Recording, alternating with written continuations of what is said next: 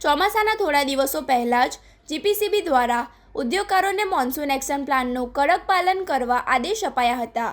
જો કે પ્રથમ વરસાદમાં જ કાંસમાં વહેતા પાણીમાંથી સ્વાભાવિક રંગોની સાથે સાથે તીવ્ર કેમિકલયુક્ત દુર્ગંધ પણ આવી રહી છે, જેના કારણે આસપાસના વિસ્તારમાં રોગચાળો ફાટી નીકળવાનો ભય સતાવી રહ્યો છે.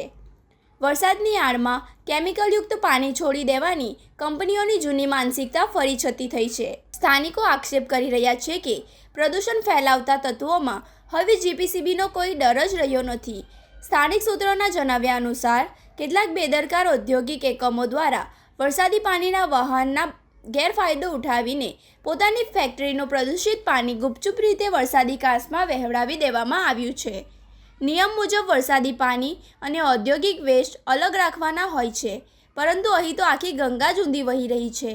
સ્થાનિક પર્યાવરણ પ્રેમીઓએ સવાલ ઉઠાવતા શું તંત્ર માત્ર નોટિસ ફાળવવામાં જ વ્યસ્ત રહેશે કે પછી પર્યાવરણ સાથે ચેડા કરનાર આ ઉદ્યોગપતિઓ સામે જેલ ભેગા કરવાની કડક કાર્યવાહી કરશે તેવી શંકા વ્યક્ત કરી રહી છે. આ ગંભીર ઘટનાના પગલે જાગૃત નાગરિકોએ જીપીસીબીની ટીમની તાત્કાલિક ઘટના સ્થળે દોડે આવે, અલગ અલગ જગ્યાએથી પાણીના સેમ્પલ લે અને જે પણ કંપની આ પંચરંગી પ્રદૂષણ માટે જવાબદાર હોય તેની સામે ક્લોઝર નોટિસ સુધીના કડક પગલાં ભરે તેવી ઉગ્ર માંગ કરી છે.